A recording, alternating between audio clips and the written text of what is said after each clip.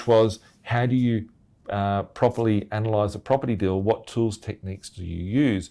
When I'm buying properties, I'm thinking about how the property is going to help me get to the next step. The property is only a vehicle. The property is like a car. My car outside at the moment has 4 ladders on it, right? These ladders are massive, right? They go all off the front.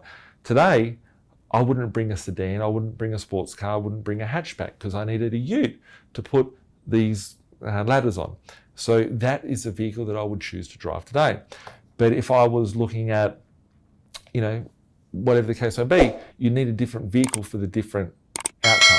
When I look at a property, I'm thinking about what is the outcome. I'm thinking about my strategy. I'm thinking about my overall plan. I'm thinking about the future of going, okay, how does this asset fit in line with what I'm trying to achieve? And how's it going to help me get there aggressively? But how's it going to help me remove risk? How's it going to fit in line with my exit strategy? How's it going to fit in from a financing perspective? And what is it going to do for me? So when analyzing a deal, I always talk about buying things below market value and capital growth and upside for, positive cash flow. But the thing is that when I'm looking at a deal specifically, I'm thinking, okay, how is this deal specifically going to get me from this step to the next step, to the next step, and the next step? The end step is to take all the money from the banks that you can get, to get as many assets as you can, get the largest net worth position, and to get the highest cash flow position coming through your bank account every week. It's not about how I can make my next few dollars from selling a property. It's not from how I can build a development site and chop it all up and sell it off. It's not about having money. It's about having the assets that are going to give me the choices, the opportunities, and the freedoms to do what I want, when I want, how I want, and live life on my terms like I do. If it wasn't for my property portfolio, I wouldn't be able to do 95% of the shit that I do on a day-to-day basis. So looking at the strategy, it all comes down to, like, people say to me, I want to buy a house, I want it to be in this location, whatever the case may be.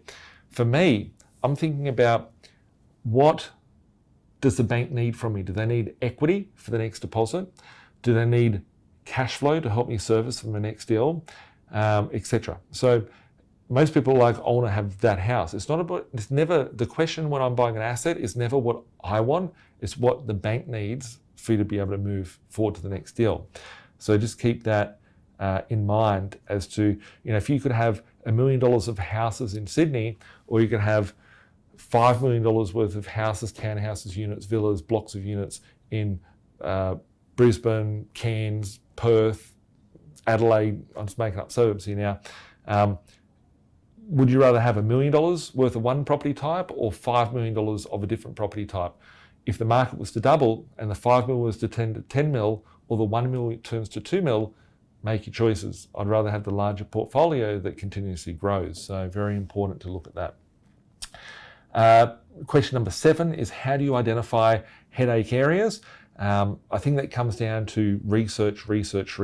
So knowing regions, knowing the demographic, knowing the types of people, knowing the types of tenants. People have come to me over the years and said, oh, I wouldn't buy in a specific area because they're bad people. I've had some tenants in my properties for the last 18 years, 17 years, which are on the lowest end of socioeconomic. I've seen bongs in their house. It's not my position to go and, say, hey, don't have a smoke. I see cans, like VB cans and whatever, thrown in their front yard.